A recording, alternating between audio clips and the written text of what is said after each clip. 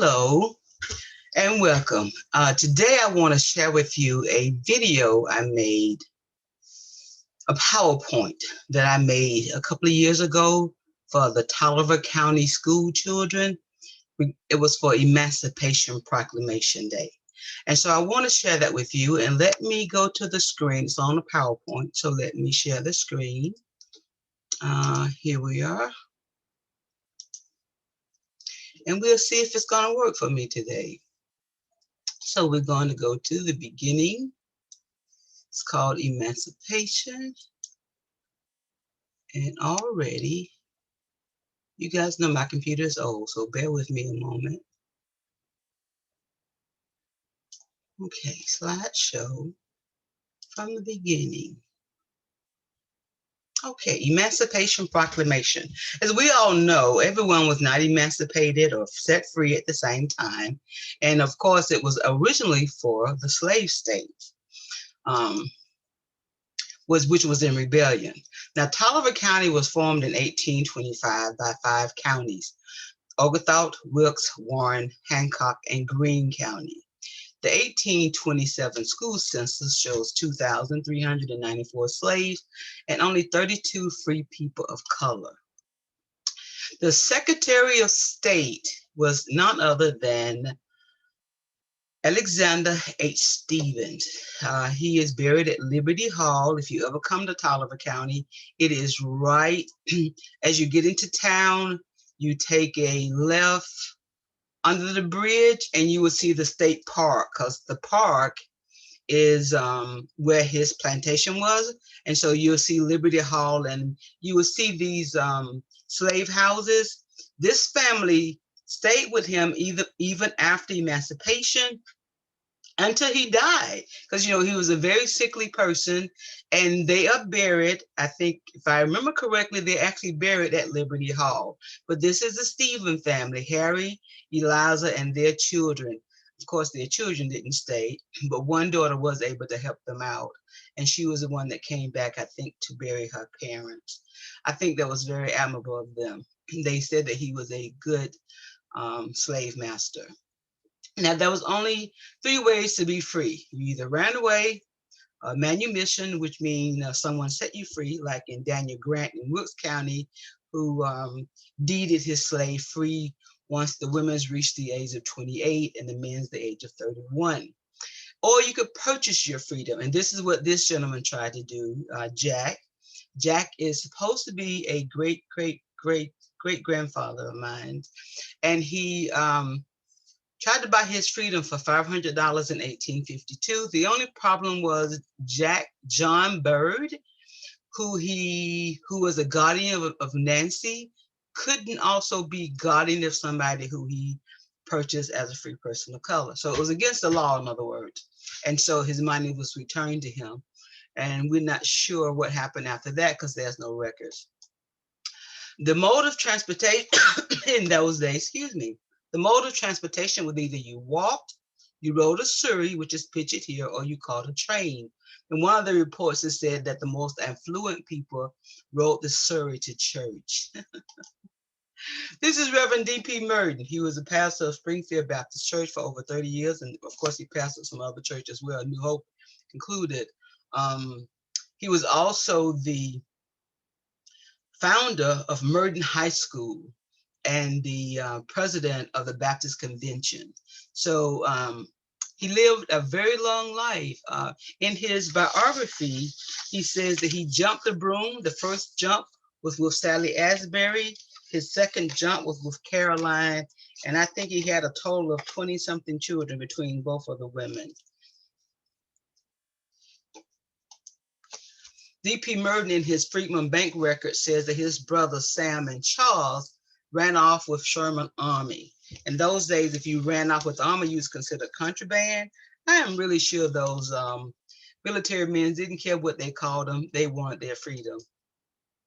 Here is a documentation from the Freeman Bank record. The first records we see is the Marriage Book A. Remember 1865, after emancipation, they didn't have to jump the broom anymore. Now you can legally marry. So we have Moore and Ellington, we have Bird and Peake, And we have Peak and James, who all got married in Marriage Book A.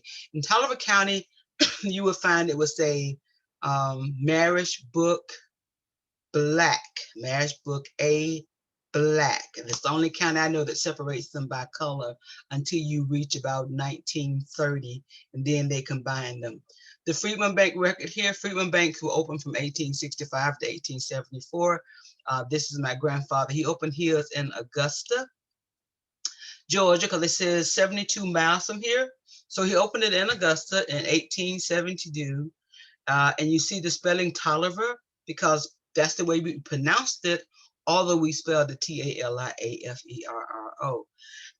The writing was not exactly perfect, but here he has Henry and Martha are twins. And this says that Jack is deceased and Lila is deceased. These are his parents. He says that his parents was brought from Virginia with 3 small children. And this is his X, signifying that he does not read or write. Morehouse College.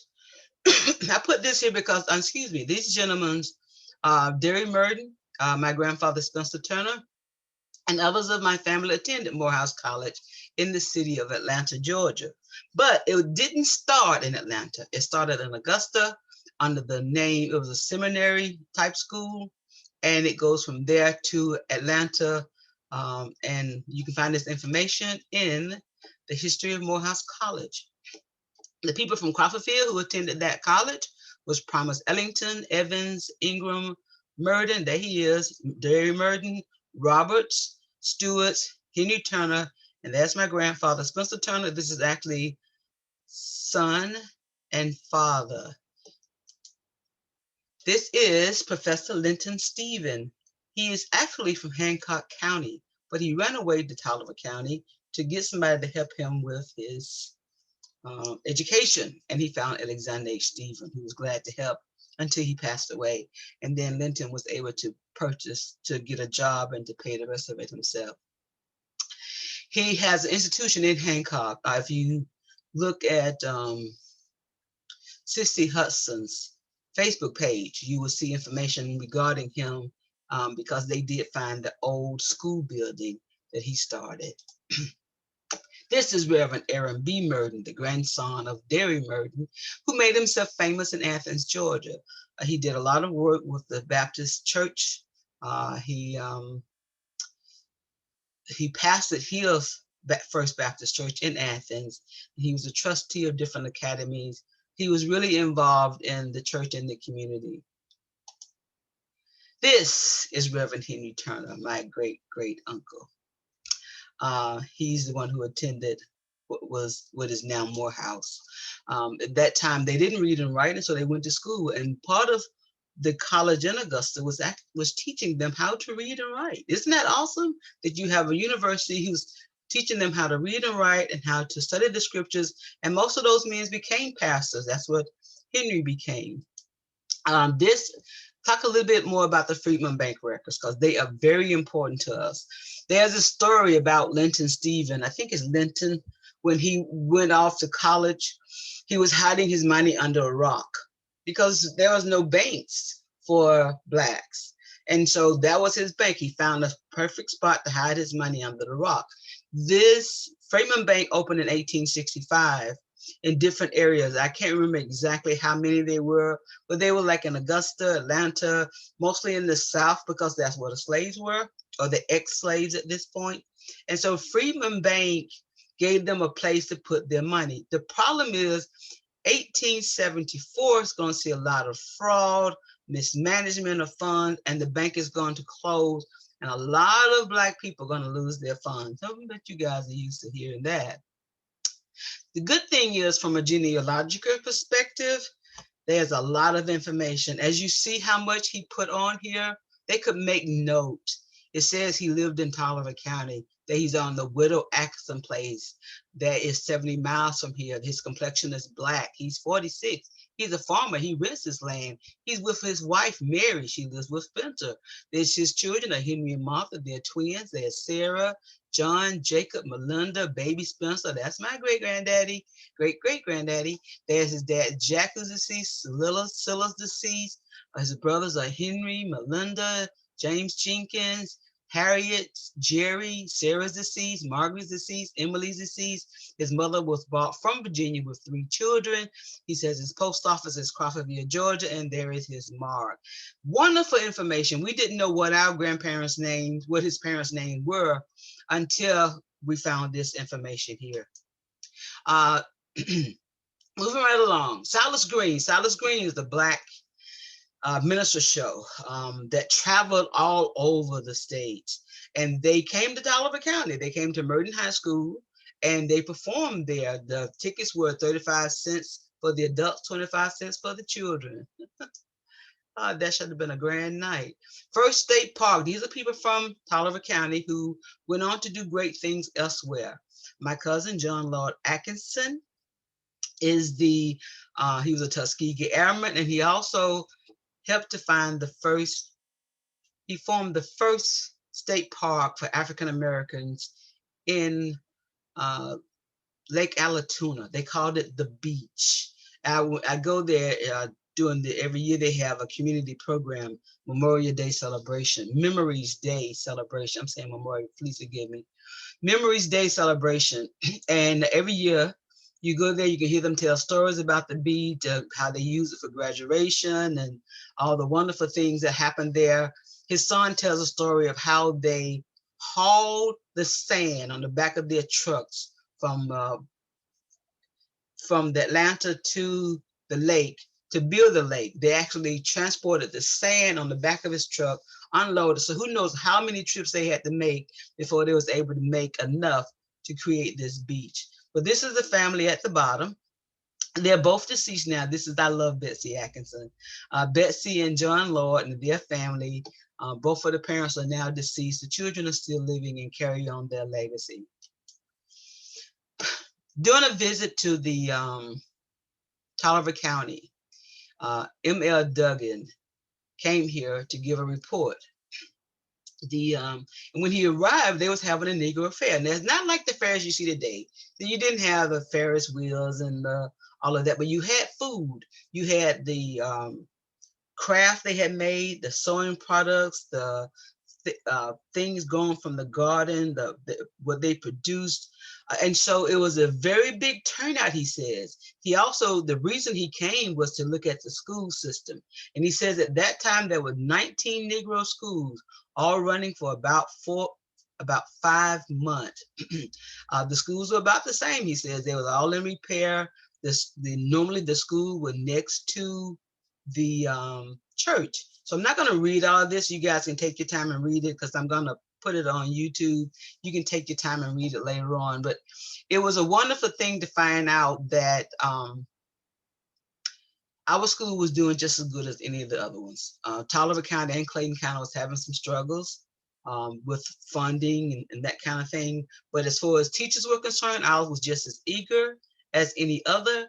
Ours were organized, they were meeting together, and they was led by a wonderful man named Professor Stone, who married one of my relatives, and he attended the church right down the street, Springfield Baptist. Jean supervisor, this is also a cousin of mine. This is Mildred Turner. Mildred Turner was a jean supervisor from 1933 to 1936 in Taliaferro County. She would go on to Liberty County to Dorchester Academy, where she would teach as a jean supervisor, and later on she will become a curriculum director. So this is Mildred Turner. She is a Spelman graduate of Atlanta, Georgia. And cousin Millie lived a long time. I'm so used to hearing everybody say Aunt Millie. She lived a very long time, actually. Never married, never had any children, but she was always imparting her wisdom, always telling us about getting education. And she was the instrument that made sure that a lot of our family received their education. We're grateful to her for that. These are the schools from back in the day. Now, this man standing here, he is in every picture. So I'm assuming he is the superintendent of school, E.T. Portwood, Dr. E.T. Portwood. He may have been a dentist, I do believe. This is Friendship CME, Levy Hill. This is Merton. Now, Merton didn't begin here. Merton actually started next to Friendship Baptist Church. And I think that building burned down, and then they purchased this land and built this magnificent school, which is still standing today, except it's closed because they said that asbestos is in the building. So they no longer use this building, but it was in use for many, many, many years. At least when I graduated in 75, we were still using it. And I think much longer after that. This is New Battery. This is Sharon. And this is Winburn. And there he is again. I'm assuming that these are teachers that are standing here with them. I wish I knew who those two children were. This is Winburn, which was not far from here, off of Highway 22. The other schools listed is Antioch, Blacklock, Clark Grove, Edgewood, Live Oak, Midway, Mount Olive, New Hope, Oak Grove. Oak Grove was the only Rosenwald school, which is what they're saying. Evans Grove, Roaring Oak, and Piney Grove. Now, World War I, this is something we found out later. I have always grew up looking at the statues at the courthouse. There's a monument at the courthouse. I'm saying, yeah, it's a monument at the courthouse to all the World War I soldiers. And every last one of those names is somebody who's Caucasian. So I always assumed growing up, there were no Black people in our county that fought in World War I until I found this picture. This picture comes from Donna's house, and it was in her grandfather's photo albums. So it's one of her relatives. The only problem was it was not labeled on the back. A lot of the pictures that was in that photo album was not labeled. And so we don't know which one of the kids it is, since there were so many of them who fought in this World War that we found out, Ethel being one, and down the street, Mr. John Wesley Evans was one. So there was a lot of people in our family who fought in World War I, and we don't know which one of them this picture belongs to. But in World War I, 1914 to 1918, 149 African-American soldiers from Taliaferro County were in this war. They were stationed at Camp Gordon, Camp Sherman, Camp Sheridan, Camp Fuxton, and overseas. So this is the one for John Wesley Evans down the street. And then these are the ones who didn't make it back home from our county. Four ships, Fred Griffin, Ernest Hayes, Thomas McNear, and Pleasure Stewart. They did not make it home. Pleasure Stewart was the son of our midwife. So while she was, his mother's name was Hannah. While Hannah was helping us birth babies, her son was dying in a war in World War I. And so they brought him home on the ship, the Benella. This is the ship that McNair was sent home on. In 1965, 100 years after emancipation, Evan Harris, this is the gentleman picture here, Dr. Evan Harris, who was the principal of the Merton High School, was fired. He, along with his wife, Ann Eubank Harris, my neighbor and cousin, Calvin Turner, his wife, Florence Turner, Jalitha McRae, and Henry Eaton. They were registering Blacks to vote. And so once the superintendent of the schools found out, she called them troublemakers and she fired them, which led to the bus boycott. This is about bus boycott. So the SCLC got involved, Scope, the community of our, who was registering people to vote, the CCCV, they all came here. They organized, they started the sit-ins, the marches. They tried to register the Black students at the all-white school, Alexander H. Stevens. They closed the school down and they began to bus to the neighboring counties. That did not work. If you want information on this, you can go to the Civil Rights, Veterans of the Civil Rights. Bruce Hartford is the one who owns that website. It's going to be at the end of this presentation. I'll put the link to the website there, but he tells you all about the bus boycotts. There's also some videos out there that WSB TV did to about the boycotts and the marches and the sit-ins. Reverend James Ernst was here, Fred Taylor, Dr. King come and speak. There is thing to me that Jose Williams and Andrew Young made an appearance. So they also helped us to start this Freedom School. I think that the story goes that they went to Atlanta, Calvin did, to get Andrew Young to help us to buy the supplies, because we hadn't thought about uh, how we was going to get those supplies. And Andrew Young was a big help in helping us get the supplies to start the Head Start program. And that he is again, E.T. Portwood. And I bet you that's Mildred Turner standing right there, because she lived right over to the right. There's a church to the right, and above the church on the hill is where Mildred lived. And this is when Dr. King came to visit here. And he tells the students we still have an overdose of tokenism. He tells them all, and you were left with no choice but to demonstrate. And we were left with no choice but to support you. So he came and he spoke at Friendship Baptist Church, which is downtown. Crawfordville is still there today. And they still do things to remember what happened. Of course, we get together as often as we can. They try to keep the dream alive. They try to help people to remember what it was like back in those days, the struggle. We're still struggling, by the way, it's just a different type of struggle now. But this were the people at the sit-in being drugged and arrested and different things. Also, it got really bad for some of us. And this is Britt Cave, who came here. He was a photographer for SCLC. And although you don't see him, this is a Ku Klux Klan member who was just acquitted. And he came here just to get involved in the fight with our march against injustice, our march to go to the same school, to be integrated, to get better education, since we're using old books that was handed down from 10, 15 years ago. So this is him attacking Britt Cage. He actually hits them, and they actually end up arresting Britt Cage while they look for this guy. Apparently Brick had an object on him, a pen or something. I can't remember how the story went, but they let him go. They couldn't keep him. So this was wonderful. This was back in those times when we were marching, and there were cases that came out, Turner versus Gooseby, Turner versus Fouch, to help us register to vote, to help us to be on the court cases. That was a time when Black people couldn't serve. The only person who had a home could actually serve on the board. Actually, people who no Black person at all was on the Board of Education. You weren't allowed there, and all those things were legally done because they had categories, classifications for who could vote, who could serve on the board, so they had all these qualifications, which always excluded us. And so a lot of those things had to be fought in legal battles.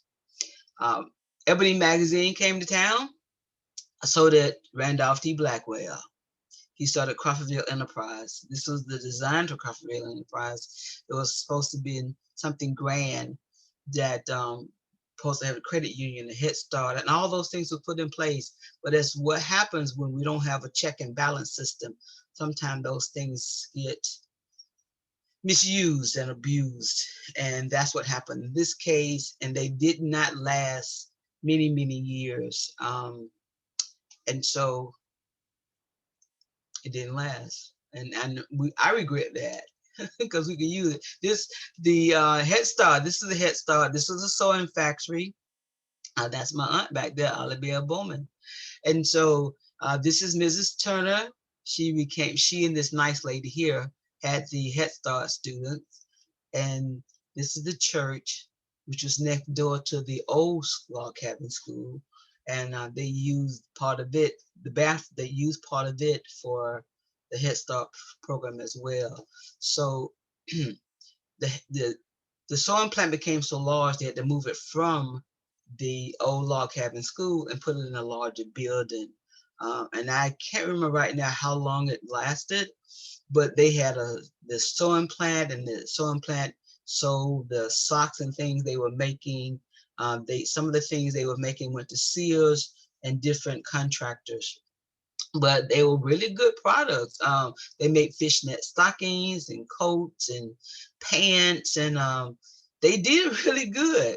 I'm really sorry it didn't stay.